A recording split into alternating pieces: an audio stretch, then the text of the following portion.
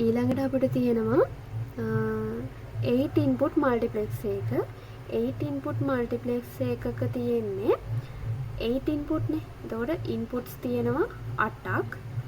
8 කියලා කියන්නේ දෙකේ තුන්වෙනි බලය. ඒ කියන්නේ select input තියෙනවා 3ක්. output line තියෙන්නේ 1යි. එතකොට 8 to 1 multiplex එකට අදාළව select input 3 මේ විදිහට තියෙනවා.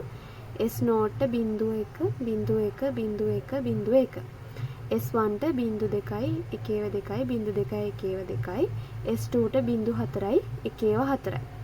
එතකොට S2 S1 S0 කියන තුනම බිඳුව වෙන අවස්ථාවේදී output එක එන්නේ පළවෙනි data input line එකත් එක්ක. එතකොට මේකේ අපිට output ටික වෙන වෙනම ලියන්න පුළුවන්. ඒ output ටික වෙන වෙනම ලියාගෙන ඊට අදාළව circuit diagram එක ඇඳ ගන්න තියෙන්නේ. එතකොට පළවෙනියටම තියෙන්නේ S2 bar S1 bar S0 bar output එක එන්නේ D note එක්ක. ඊළඟට S2 bar S1 bar S0 එක D1 input line එකත් එනවා. ඊළඟට S2 bar S1 S0 bar එක D2 කියන තුන්වෙනි input line එක. ඊළඟට S2 bar S1 S0 එක හතරවෙනි input line එක. ඊළඟට S2 S1 bar S0 bar ඒකත් එක්ක පස්වෙනි input line එක. ඊළඟට S2 S1 bar S0 එක හයවෙනි input line එක. ඊළඟට S2 S1 S0 bar D6. ඊළඟට S2 S1 S0 D7. මෙන්න මේ විදියට input 8ට අදාළව output එක අපිට වෙන වෙනම කියන්න පුළුවන්. මේ විදියට දැන් මේ තියෙන input හතරක් කියන්නේ select input 3ක් තියෙනවා. select input 3යි ඊළඟට data input එක තියෙනවා.